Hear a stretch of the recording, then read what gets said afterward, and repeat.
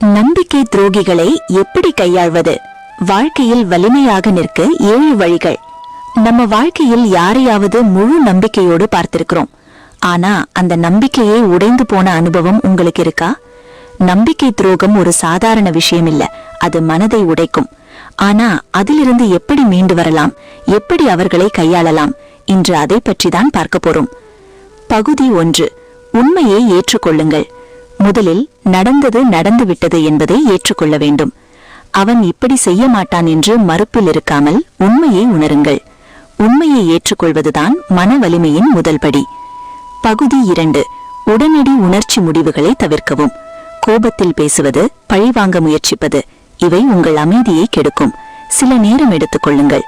அமைதியாக சிந்தித்த பிறகே முடிவெடுக்கவும். பகுதி 3. எல்லைகளை அமைக்கவும். அந்த நபருடன் மீண்டும் பழக வேண்டுமா?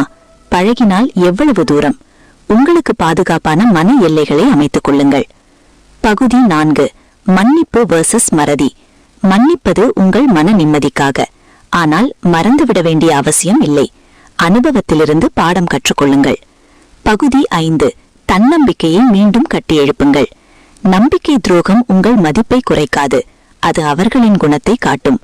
உங்கள் இலக்குகள், உங்கள் வளர்ச்சி, இதிலேயே கவனம் செலுத்துங்கள். பகுதி 6. ஆதரவு வட்டத்தை வலுப்படுத்துங்கள். உண்மையாக உங்களை மதிக்கும் நபர்களுடன் இருங்கள். நல்ல நண்பர்கள், குடும்பம், மனநலத்திற்கு மருந்து. பகுதி 7. அனுபவத்தை வலிமையாக மாற்றுங்கள். இந்த அனுபவம் உங்களை பலவீனமாக அல்ல, புத்திசாலியாக மாற்றட்டும். இனிமேல் யாரை நம்புவது, எவ்வளவு நம்புவது என்பதை அறிவோடு தீர்மானிக்கலாம்.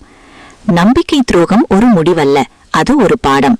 நீங்கள் உடைந்தவரல்ல, நீங்கள் இன்னும் வலிமையானவராக மாறிக்கொண்டிருக்கிறீர்கள்.